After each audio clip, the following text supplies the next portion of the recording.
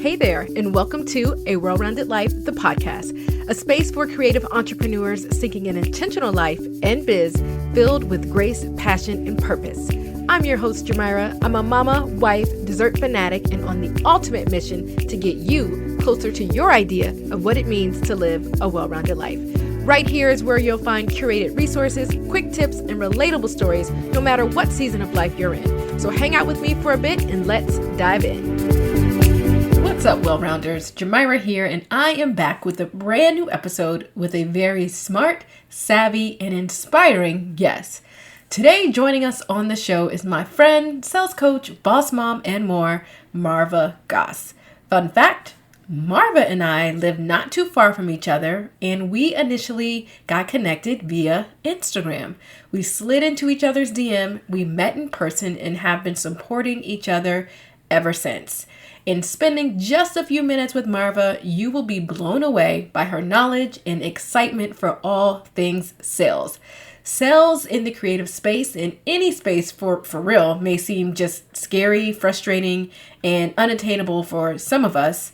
But have no fear, Marva is here with us today, and she is going to share her tips on how you can slay your sales and grab that coin that you deserve.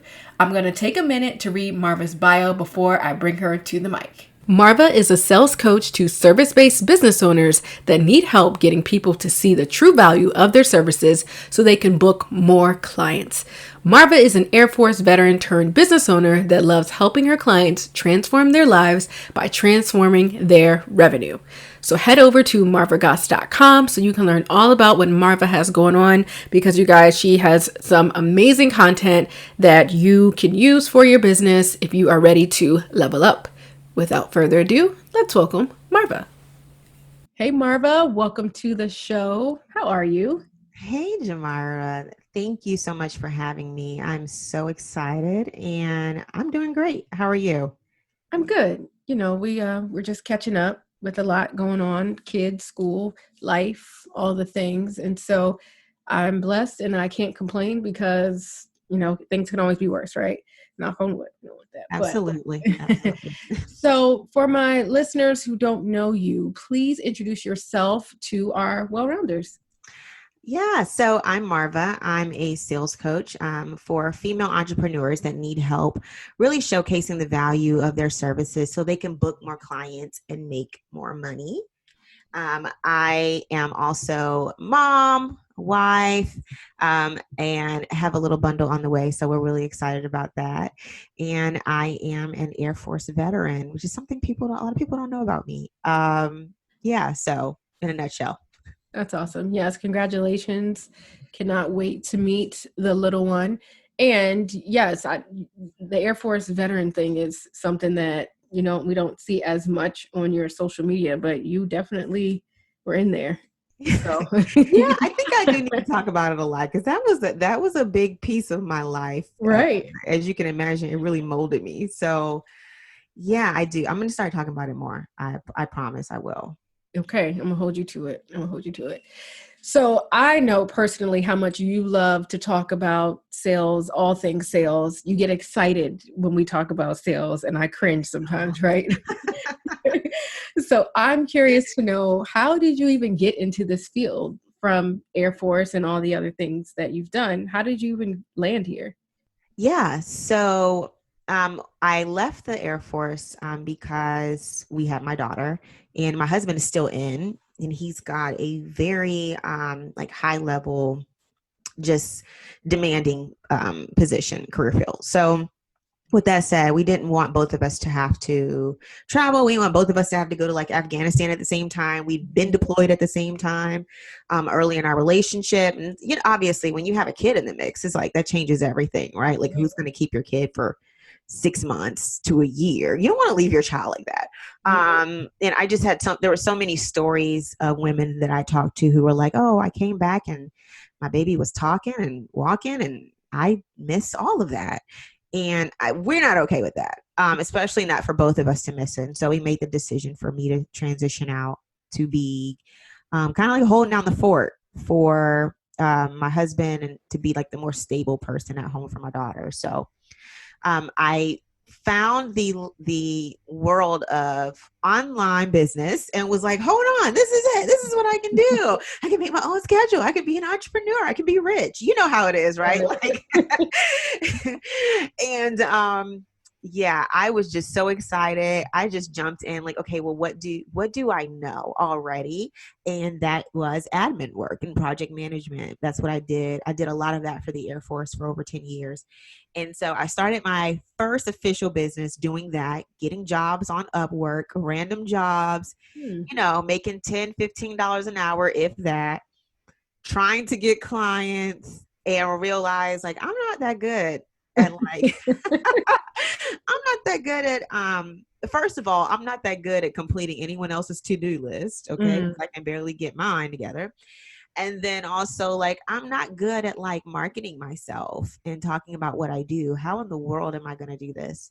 And so I struggled. I was just on the struggle bus for a long time. From there, I kind of positioned actually, and I transitioned into life coaching because I have a background. My degree is in counseling. And so life coaching just made more sense to me, right? Because I like talking, I like helping people.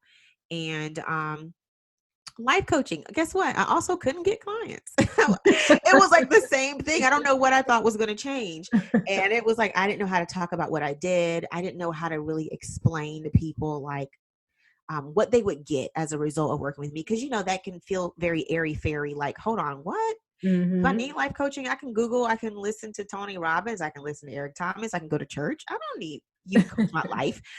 And so I found a program that was geared towards helping you make sales. And I was like, okay, maybe that's the missing piece because, like the marketing was all about, this is the thing that's missing in your business. This is the thing that's missing. And it was very true because I took the program. And within like 60 days, my business was completely turned around. I was completely booked out for like months. And that's what I did. I went through like an almost 2-year like certification training process through this lady who's like a top well-known sales coach, went through that certification program, got a bunch of clients, saw, the processes and stuff I was teaching work, and the rest is history. I was like, I'm going all in. I'm a sales coach now. So and you are an amazing one at that. So I think that's awesome. I actually have a bonus question I want to ask you that just came to mind. Yeah. You mentioned that you've taken some courses and trainings, and I know you're a person that will invest in your business. You as a coach invest in coaches. What do you feel has been some of or your best business investment training, coaching to date? Such a good question. I would say 2 things: private business coaching. And I'll be frank. I mean, anytime I make an investment, I'm also a little nervous too. Like, hold on, people think like, oh, that's super easy for you, but I'm also like, hold on, I want to make my money back and then some too. So, making sure that I'm also committed to the process and not just expecting the coach to show up with all the stuff, but I'm not going to go do anything. I would also say the second investment that I've made that I think has been major has been therapy, because you deal with so many things outside of business and you don't realize that, like in your day-to-day, you don't realize how much trauma, your history, past experiences, how you feel about yourself, how you feel about money, how you feel about the world around you really impacts your business either negatively or positively. Oh, I love that. Yeah. So having a space to like go and just decompress and talk about my business and talk about, what's going well, what's not going well, and how I was internalizing so many of the results I either was or wasn't getting, and making it something that is really not, making it, oh, well, this must mean I'm not that good, or this must mean the program isn't that good, when that is not necessarily true. Right. But finding out like the way that I was talking to myself and just trauma and life in general, just life, was really hurting me. Not dealing with those things was really hurting my ability to grow my business to even where it is right now. So I would say those are my 2 major, but definitely therapy. Everybody, therapy, please. You just bless somebody with that, like by you telling people and I feel like even giving people permission to try therapy, to talk to someone, to feel like you have a safe place.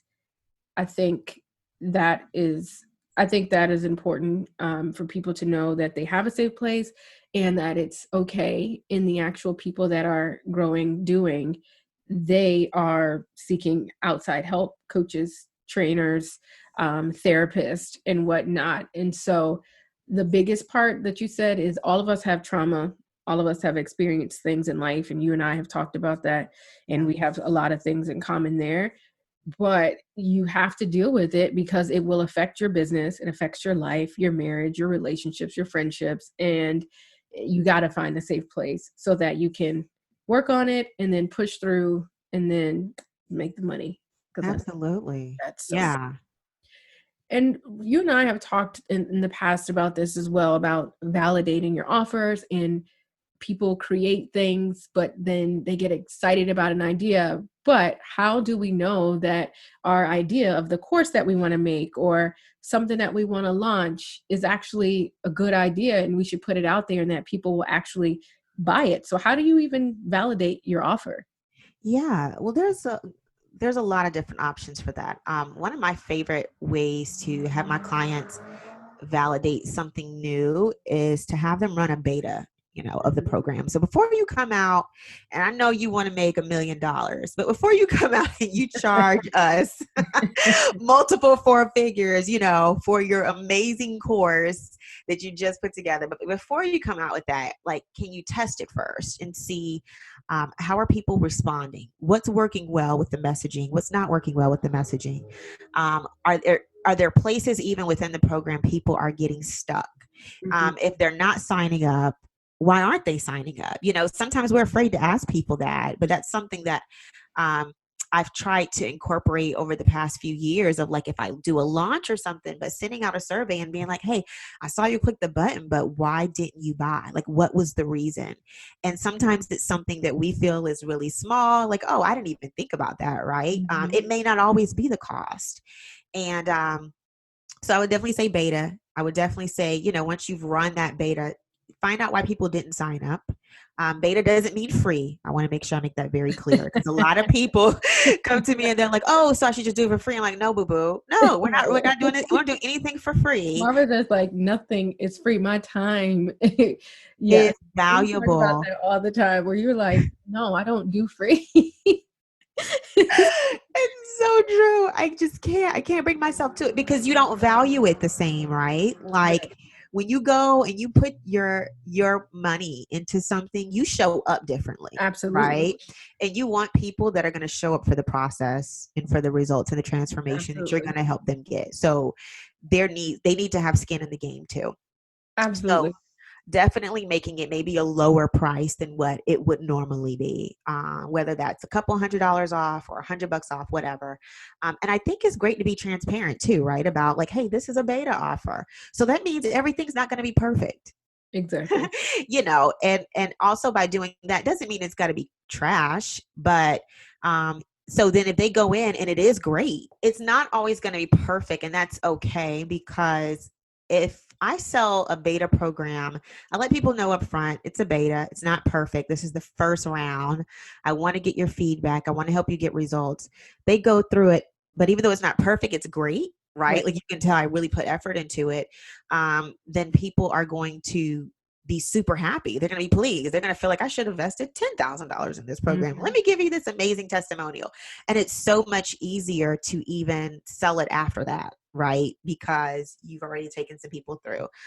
So that's like the main way I tell people you can validate. You can also validate by just doing some basic market research. Mhm. If there's like a Facebook group you're really active in and it's full of your ideal audience, you can definitely do some market research in there. Surveys work really well. Surprisingly, people sometimes want to help you. Those are the main ways. No, those are great. I'm actually taking notes as you talk because these are things that we definitely need to consider so that we are not just selling to an empty, cold audience. And so I think these are fantastic ideas. So beta testing, market researching, surveying, all Yeah. so good. So good.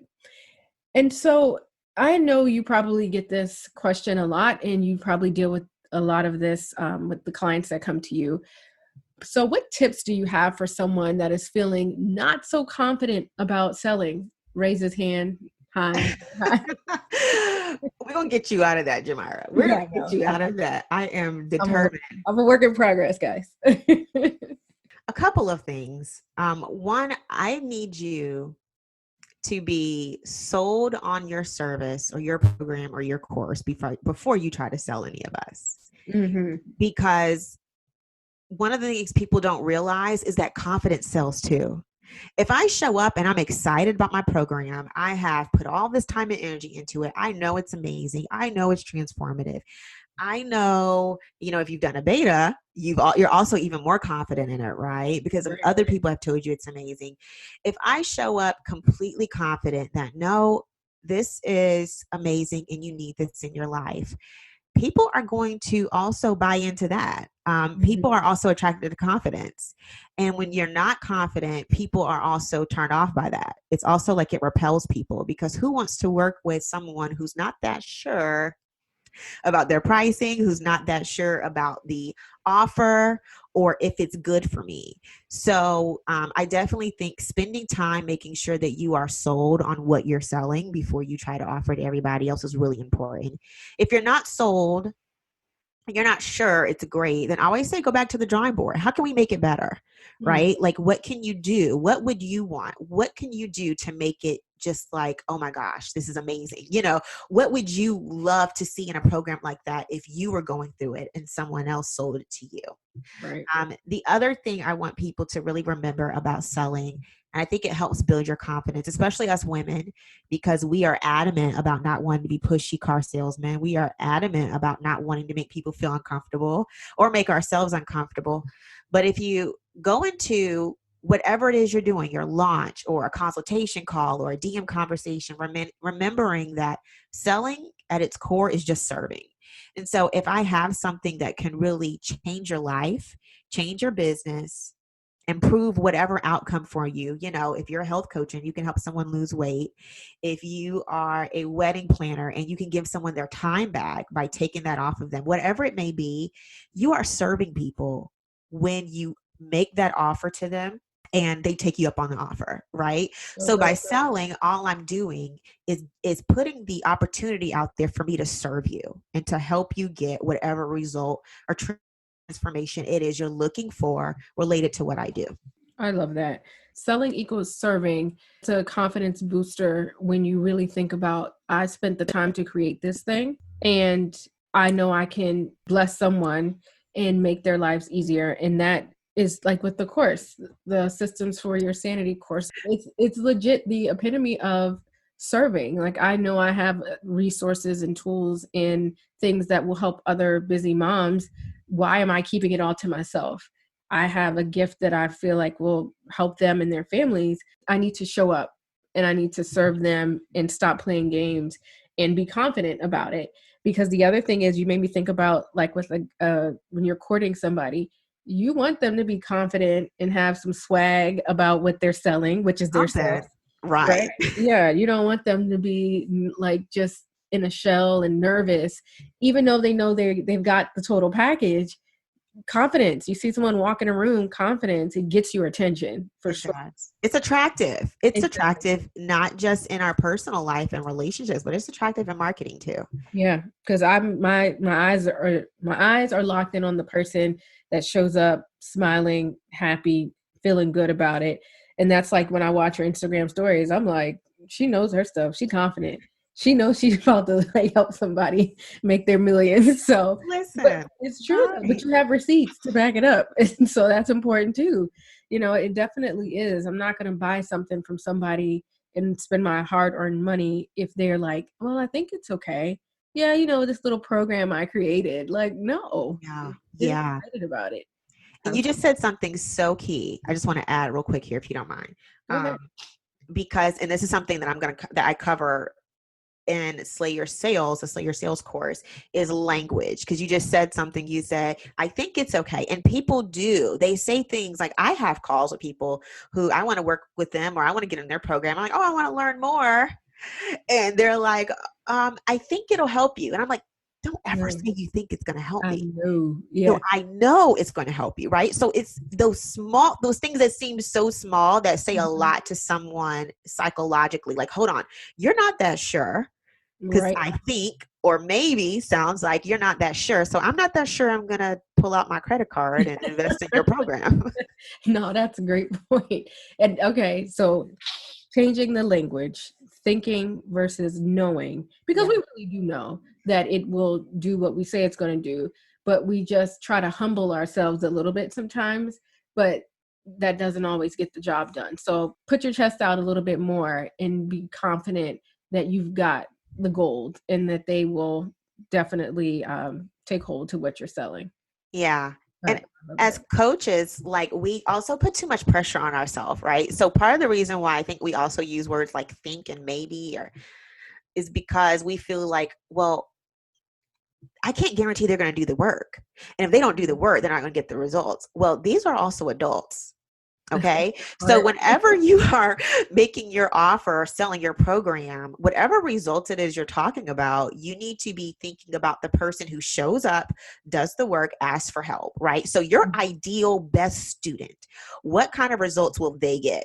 Not someone who's, going to half do the program and not even log in and look at a module and ask for a refund because people do that. You get what I'm saying? So you're not responsible for everybody, but you are responsible to give them the tools and the resources they need to get what it is they're looking for. That's your responsibility, not managing grown folks.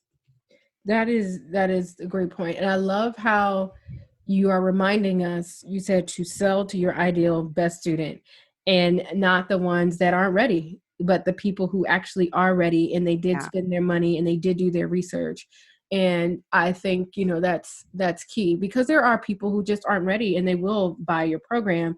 And those aren't the people that you necessarily created this for. You created it for the people who are ready to make it happen. And so that's such a great point there. And another question that I thought about because we get rejection sometimes, right? So Yeah. does no mean no? Someone, they may not click when they see your newsletter come out with the launch of the course or that offer. Does no mean no? And then if someone tells you no, what steps or things do we need to be doing to maybe just see if the next time they may pick it up? Yeah. Well, no means not right now. Mm-hmm. It doesn't mean never, right? Sometimes, and see, this is another thing. This is why another reason why I'm advocate for therapy, because what we tend to do is we make the no about us, right? Ooh, And it's like, oh, they rejecting me. This isn't a good program. I'm not that great of a coach. What was I thinking? I spent all this time. You see, we internalize everything and we take it way too far. When mhm. in fact, it just may not be a good time. Right? Like, Right first now. of all, we're in the middle of a pandemic. People are at home raising their kids like never before, spending more time with their children than they ever have, spending more time Mhm. with their families. You know what I'm saying? So much has changed. Our world has changed. But we don't think about that when, or whatever the situation is, whatever kind of personal things they may be facing. We don't think about that. We just think the no means something's wrong with me. And so I just want to make sure everybody knows that a no to your program is not a no to you personally. It's Mm. got nothing to do with you. But no does not mean never. No Right. just means not right now. And so I'm an advocate for following up, a heavy advocate for following up. If you go to my Instagram page, you will see me talking about following up. As over 80% of sales are made in follow up, and less than 20% of people actually follow up because they're afraid usually, right? And Mm. so if the majority of sales are made in follow up, then I need you to be out here following up. And following up doesn't mean, oh, are you going to sign up for the program? No, like following up can be, hey, Jamara, I hope all is well. We had a great conversation last week. I just wanted to check back in and see how things are going and if you'd made a decision yet Right. about the program, right? Or, hey, we had a great conversation. Just wanted to check in and see if anything has changed. How can I serve you? Right.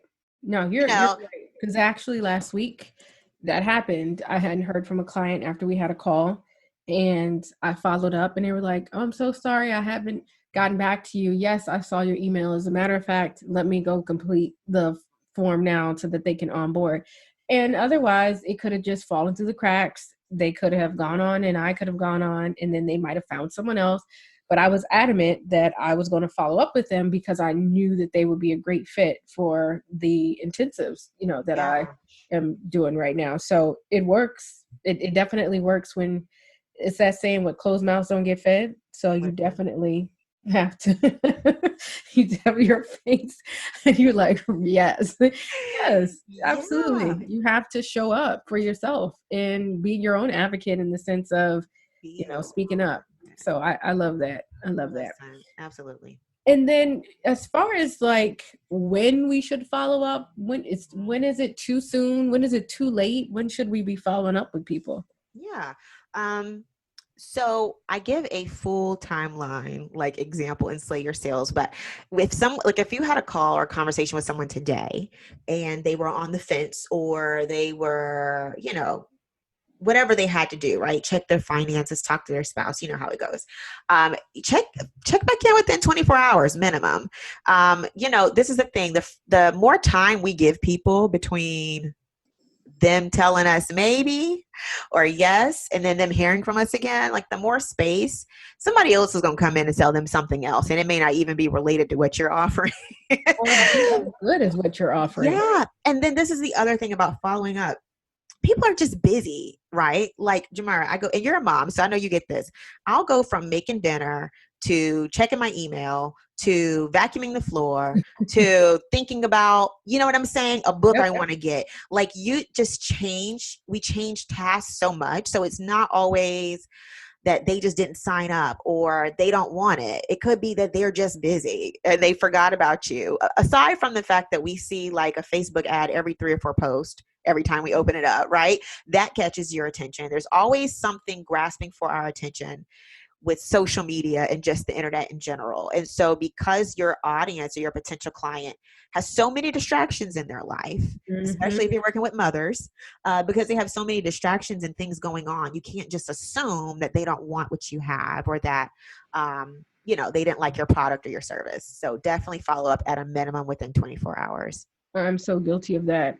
And you and I, we will text or DM, but then we get distracted. And then it'd be like, no harm, no foul. It's just how life is, especially when you have so many different things going on. But we always make it work. And, that's the thing. Just be mindful that we are all wearing a lot of hats right now and juggling things. So we might need the reminder and to bring it back up to the email chain or whatnot. So yeah, that's such an important point. And then for people that are actually looking for leads and people to actually sell to and their ideal person, where should we be looking or could we be looking to find our ideal students and clients? For one, I feel like people who aren't making the most of social media, I just don't understand. Because there are people who are like, I don't want to post, I don't want to do this and that. Where else are you going to have access to billions of people at one time? Stop talking to me, Marva. You're beating me up today. Who could potentially be your next client? Like, where else are you going to get access to all these people? What are you going to do? Are you going to go to a bunch of networking events? Nobody doing right now. Networking events. Listen, you're not going to do that right now. Even when this is over, we don't know how things are going to shift because so many people and companies have found the benefit of doing everything online. So all the events might end up being online anyways. What are you going to do? Send out mailers? Like they're going to throw them in the trash. So how else are you going to get in front? And you're possibly wasting your money. How else are you going to get in front of so many people for free? I mean, of course you can pay to play, but you get in front of so many people for free by just showing up. Absolutely. And the algorithm favors you with the more you show up. So I'm gonna need everybody to make sure they get their social media game up. Okay. Whatever platforms you on, you don't have to be on all of them, but at a minimum, go in on at least one. Like go in. Like this is the one that I'm going to spend the majority of my time and focus on. So for me, I get the majority of my leads and clients from Instagram. So I'm spending the majority of my time on Instagram right now because it makes sense. Another place to look for clients and leads is your past clients. That's such a great point. Those are great advocates for you. They've already experienced working with you. They've already experienced, being in your program or what it's like. And so sometimes we're afraid to ask people for referrals or to, see, hey, is there anyone else that that's just like you, that's still looking for some assistance? I would love to help them. So yeah, your past clients are like going to be your marketing buddies. I love it. No, such a great point, because that has definitely helped me in the past. The word of mouth, especially in the DMV market of creatives, is the word of mouth, because I have a connection to some of them because I used to be in the space. And so they'll tell a friend and then another friend. And that has been so helpful. But yeah, the whole social media thing, I love the idea of picking one. You don't have to feel the overwhelm of feeling like you have to be on Facebook, Pinterest, LinkedIn, Instagram, Twitter. Like, just pick one and go hard in the paint and be good at it. Study it, figure out different tricks and things you need to do to get yourself higher on that algorithm. Such a great point. I love that. Another question that came to mind when I was preparing for this interview is about pricing, because I know some people have different practices and things that they feel works better than another. But when should we discuss pricing? Should it be as soon as someone reaches out, we send them pricing information, or should we wait to get on like a call? What do you feel works best when people are inquiring about your offer and everything that you have? All your offers. Yeah. So I think it really depends on your audience and what you're offering, because I know people who do both and both works well for them. Right. So I feel like from what I've seen creatives send something out, specifically like a web designer, a graphic designer, or something like that, and they send this out immediately, and it's got their pricing and what you can expect. And that's probably also because it's something very tangible, right? So it makes sense. But I think for people who are offering services like coaching, consulting, things where you're really geared more towards a transformation with the person, not always necessarily something very tangible, I think it's good to have a conversation or some kind of dialogue first. Just because, especially if you're premium, if you are premium, people will see the price sometimes, and that will just immediately scare them away. And so to avoid that, I think it's better just to have a conversation. I'm all about like actually connecting with people anyways. So before I ever talk about, I don't care if somebody messages me like, oh, how much is it to work with you one-on-one? No, we're not jumping in there. How are you? How's your day today? I would love to know about your business, because first of all, I need to see if this is even a good fit. It's like no need in me even telling you the price, and you may not be a great fit for the program or for working with me anyways.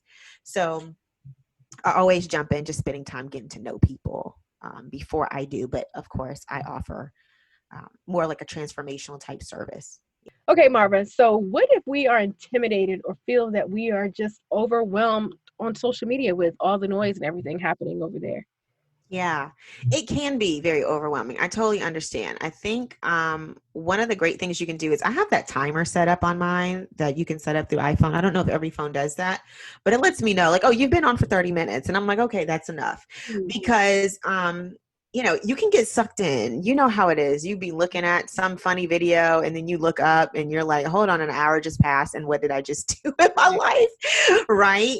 And so I think it's really good to set boundaries even with your social media. So now, as you probably know, I did a lot of unfollowing. Not that I don't love everybody, and I love chatting. I love when people DM me, but I just realized that I need to get even more focused if I'm going to hit these really big goals. They're going to require a different me.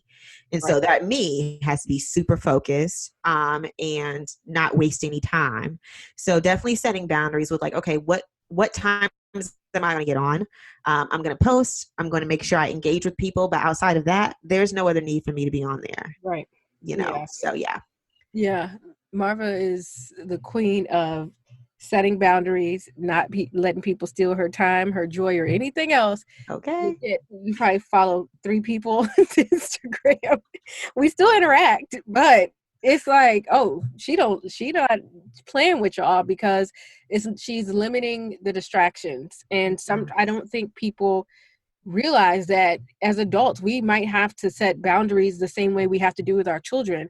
And social media is one of those areas where we are all getting sucked in, and we're wasting time on other people's pages when we need to be working in our business and being more present on our own. And that's why I found, in the last month, I've been doing social media free weekends, and it just accidentally happened. I just was busy. I didn't post. And then I was like, oh, I don't feel the pressure of having to show up on the weekends on on my business page. I have 2 Instagrams, but that then allows me to plan to be more intentional when I do show up. And it's not Right. just noise, just me posting or showing up just to say I put something there. But I do during the week engage, DM. If people DM me on the weekends, I will answer it, but I don't feel the pressure to show up there if I know that Monday I'm going to be ready to go and not just being noisy, trying to keep up. And that's you. Right. When you do show up, it's intentional, it's meaningful, it's with a purpose, but then you back to working and serving your family. So that works too. Definitely. Yeah. Because social media can also be an escape. Hmm. And it's like you can use it both ways. You can use it as like an escape, like I just want to zone out and not think about anything right now. But then the other thing is also can be a big source of inspiration of Mm-hmm. like, oh, what other people have accomplished and things like that. So yeah, definitely setting those boundaries. No, that's a great point. That you decide. Are you going to follow people that inspire you? Or are you going to follow people that make you feel less than? Or are you going to follow people and just be on there and just wasting time? Right. That's that. I will limit my hours in the shade room and ball alert so I can focus. And So to point 0.5 per week, okay? Because right, look, yeah, we got nothing positive. none, right? So listen, folks, if you're out there just soaking up the noise, it's time to make a shift. It's not Right. making us money or making us feel good. It's time to move on. So I applaud you for that. And so on a personal level, what are you saying no to? We just figured out social media, right? In order to say yes to what matters most in this upcoming super exciting season for you. Yeah. I would say the primary thing I'm saying no to is doing what everybody else is doing. Mm, I love it. Be, especially because I see it working for them, right? I've done that before, right? I've gone through and been in someone's program, and it's like, oh, you need to do X, Y, and Z, and it's like, okay, that's great for you, but for the type of lifestyle I want to live, and for my family, and for my mental and emotional health, that's not best for me. Hmm. Um, it's not best for me to launch every month or every other month. And there's people, especially coaches out there who do it. I'm Right. not set up like that. Okay. So that's not the type of lifestyle I want to live. That's very stressful for me. So I would say definitely just running business the way other people are doing it for the sake of thinking that it has to be done that way. Right. When in reality, there's tons of people who are doing it differently. They found a way that works for them. And yeah, I don't, we all have like a limited amount of time, energy, and just mental and emotional capacity. And so I have to choose, just like you and everybody listening, where is that going to go? And so I don't think the best use of that is just doing every new shiny thing that's being marketed out there. Love it. No, I think we're very similar that we don't want to have to keep creating, launching when for us our family is going to come before any and everything else, but we Yeah, do know we have gifts and things that need to be put out into the world. And so where can we make it well-rounded and how can we make it work for our family and lifestyles that we want and not feel like we have to chase what everyone else is chasing when some people's makeup is not the same as ours. They may not right. have as many kids or no kids. They may have older kids or, be in different relationship status, and that is okay. So you just have to figure out what works for you and in this season and then make it work and not care about what anybody else is doing and how they're doing it. Right. Absolutely. Everybody's got different priorities. Absolutely. That is so true. And speaking of which, what is your definition of a well-rounded life? Mm. Um, I believe a well-rounded life isn't a balanced life, but it's a life of harmony where like everything is working together to the best that I can get it to, right? So my family life works with my business, or my business works around the family life I have. My relationship with God, obviously, that comes first, but that's integrated into my business. It's not necessarily separate. So everything really working together, because I just personally don't believe in balance. Not saying it's not possible. It's not possible for me. Okay, let me say that. I haven't found out how it's possible for me, but I found like harmony of how can I keep everything that is really important to me in the forefront, give everything that needs the proper time and attention, the time and attention it needs, and still reach my own goals, right? So that's like everything working together for me. I feel like that's a well-rounded life. I love it. Yeah, it is. And you can put things down when you need to put them down, figure out if you need to just go harder in other areas. But at the end of the day, it's definitely about working together in harmony. I love that. Yeah. So that was such great advice that you gave. And we like to have a little fun on the show, and I like to do rapid fire questions. So Yeah. are you ready to I'm dive in? ready. I'm ready. All right. The question I have to ask all the guests is, you're stuck on an island. What are three things you must have, and you can't take Olivia or your husband? It's got to be three other things that don't include the people that you love the most. That's fine, because I'd be stressed out worried about them anyways. What y'all gonna eat? Where are you gonna? I'd be so it'd be more stress. So no. Three things. Definitely, of course, I'm gonna say my Bible. I take my iPhone just in case, something worked out. I can get a signal out there. And definitely a really good book, like a really good book to keep my perspective like in the right place. So I don't give up hope. You could take the Bible and the books and roll them into the phone and then get two bonus items. This is true, but I don't like reading my books on my phone, so it's not gonna work. I love it. So you're a sales coach right now, and you were in the Air Force. But when you were little and someone were to ask you the question, what do you want to be when you grow up? What was your answer? An entertainer. Girl, I thought I was going to be the next Mariah Carey. Oh, okay. Because I didn't say I could, but I thought I could. Okay. That's what matters. So confidence, remember? Confidence. But when I was little, I imitated Mariah Carey all the time. My family like literally made me do it, like dance moves, song, everything. And when people would come over, they would be like, Marva, come do the thing. Come do Mariah Carey. So oh, okay. I love it. Karaoke at Marva's. So fun fact, Peyton's middle name is Mariah, after Mariah Carey. Really? That's cool. Mariah Carey is my favorite entertainer, singer growing up. And I was obsessed with her, like Beyonce, Celine Dion. But yeah, we couldn't find a middle name that worked for Peyton. And then I'm like, oh, I love that name. It just flows with Peyton. And so here we are. And then Mariah Carey and I have the same birthday. So it just was meant to be. I love it. It was meant to be. All right. So my next question is, what is your favorite food? French fries. It's not good. So you love French fries. It's your favorite food, but from where? There's a restaurant in Maryland. It was called the Flying Fish. The food is so good, but they have something called boardwalk fries. Mm-hmm. Oh, they're good. They're great. Closing your eyes thinking about them. They are phenomenal. Those are the best fries. Yes. Okay. I'm gonna have to go visit it. Check it out. What is a misconception that people have about you, or at least that you think people have about you? I know this one to be true. Someone told me the other day that I'm very serious.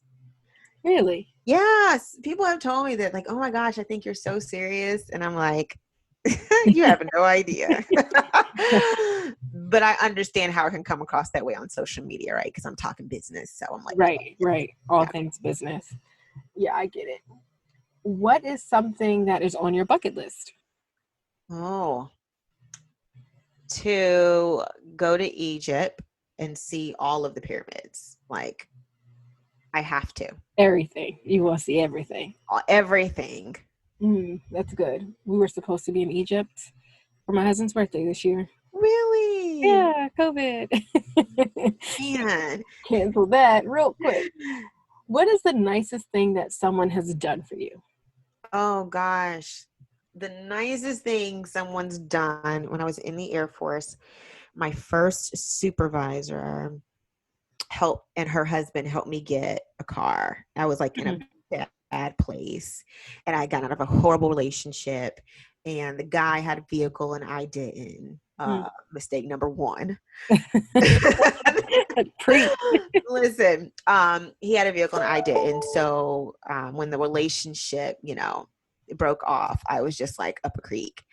And yeah, they were like, they took me around. They literally gave me the down payment. I did not ask. They were just like, we really want to help you. Wow. And yeah, and they gave me the down payment. They took me around on like a Saturday to look for a car, and my credit was shot, so didn't get a car the first couple of times. And they were like, "Oh, let's go get ice cream," Yeah, they were like parents. I just that was the nicest. It was so kind to me. Like they just took me under their wing. They would take me out to lunch with them and just kind of like mentor me on life. And so I still love them. I still reach out to them to talk to them when I can. Yeah, great people. That's a blessing. Who are your role models or mentors currently? Oh. I don't know about role models, but Jesus. Amen. It's true though. It's and not saying that there aren't people that I think they've done great things, but they're still people, right? Following the cross, I get it. They're still people. They're gonna mess up. They're gonna let you down, right? In terms of mentor, my number one mentor is someone I consider a spiritual mom, and she is just super successful, of course, but I feel like she's successful in every area. She's successful at home. She's successful in business. You know what I'm saying? And spiritually, she's definitely made a lot of strides and somewhere that I want to be. Her level of commitment to Christ and her level of sacrifice to really live a Christian life is really admirable to me. So I would say, when I think about people who are successful or who I want to mentor, I look at their whole life, not just like, how much money do you make in your business? Because your home may be a hot mess and I don't want that. Right. Don't teach me how to do that. You can say that. When I think of a mentor, it's kind of like it's a closer relationship, not just like business, but it's like we're kind of intertwine each other's lives. So because it does though, business and home they intertwine in some way. And if your business is making millions, but your husband wants to leave and your kids aren't safe and they're hungry, like what sense does that make? Listen, I've heard a lot of people talk about like, oh yeah, I just had this amazing launch and this X amount of dollars and all these students and my house is a wreck. I've got laundry all over the place. And I'm not saying that we don't all have our moments where we're just like, hold on, got to get my life together. Maybe Jamira doesn't, because she's just like, she got her life together. Don't do that. The lies you're telling these people. But I know I don't. I'm trying to learn from you. Oh, goodness. But with that, it's different between having a moment and it's like, this is the lifestyle of my family being on the back burner and my home not being clean and meals not being cooked and people not really feeling like I love them. Because I feel like I started kind of getting into that going too hard mode. Right. Probably like 2.5 years ago. And I had like this huge opportunity and my husband was like, okay, so it's going to be us or that opportunity. And I was like, but what you mean? What you mean? We working this out. And what he was saying was, you don't have that much time. We don't. And it broke my heart. So I was like, oh, I'm not doing that. I'm not doing this. I don't care what this business has to look like, but my family's got to be good first. Yeah. So that was a wake-up call, him saying that. He wasn't saying like, oh, I'm going to leave you. But he was saying like, you're going to have to choose. Got to make a decision, sis. Like, yeah. No, we've talked about that in the past, that our families come first above anything and everything else falls in place. I believe if your home your foundation is solid, the other stuff will come, but you at least got to be good there and then add on, but not put the business first and then try to fit them in. That's what I was doing, child. Yeah. Yeah. Yeah, you know what, Jamara, too. I shared with someone the other day, or maybe I shared this on, I'm sorry, I shared this on my Instagram stories because I was talking about priorities a little bit. And I was like, you know what? I noticed that when I told God I was completely serious, what I'm not going to do is sacrifice my relationship and my time with you, my commitment to you, and I'm not going to sacrifice my commitment to my family and my home being well run, because those are my two main, these are the things I know that you want me to do. Like being a business owner, for real though, I can start 1 million businesses in 10 years when my daughter's like pretty much grown, right? There's a lot of opportunity, but I won't get this opportunity again to mother a 6-year-old and, you know, have my husband at this time. Like all of that, this time that I have right now is going to be gone at some point. So or even my time like with God, like I'm not going to get these. All I have is this moment right here.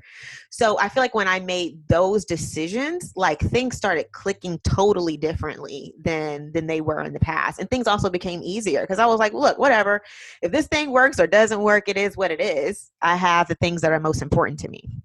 No, that's so good, because we can start businesses later and do them later, but our kids, they will forever be growing. If you could learn any skill in the world, what would it be? How to play the piano. I really want to learn. I should make time for that. I started, I'll be real, I started a couple years ago, but it was real hard. And I was like, I ain't doing this. Let's just wait till the kids get to college and then we add that on. The piano ain't going nowhere. This is true. What is your favorite season or time of the year? Summer. And I'm really sad that it's over. Yes. Team fall. I am excited. It's too cold up here for fall. Fall is fall and winter in the DMV are almost the same.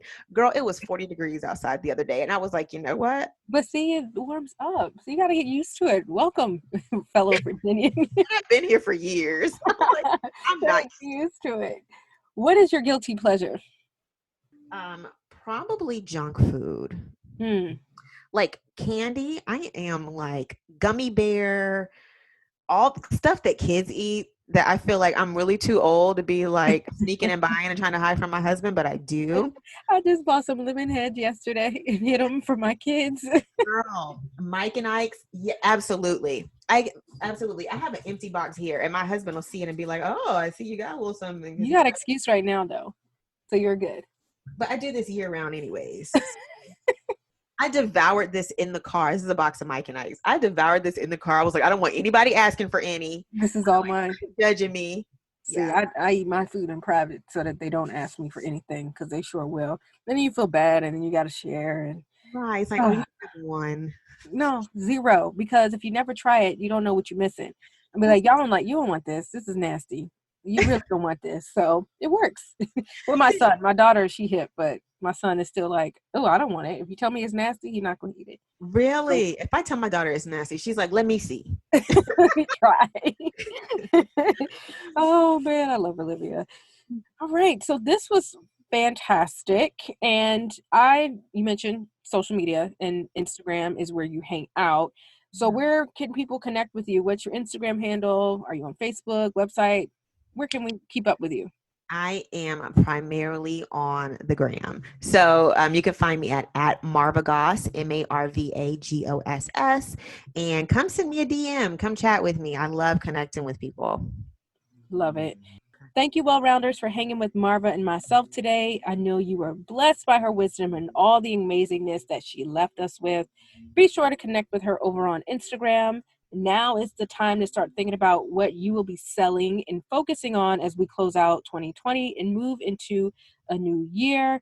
Marva mentioned her program, Slay Your Sales, which I highly recommend and encourage you to check out so that you can sell and feel confident in the new year that is just around the corner. If you love what you heard, make sure you drop us a 5-star rating and leave us a quick review over on Apple Podcasts. The details are in the show notes. And stay in the know and sign up for our weekly newsletter via the show's website at wellroundeddlifepodcast.com.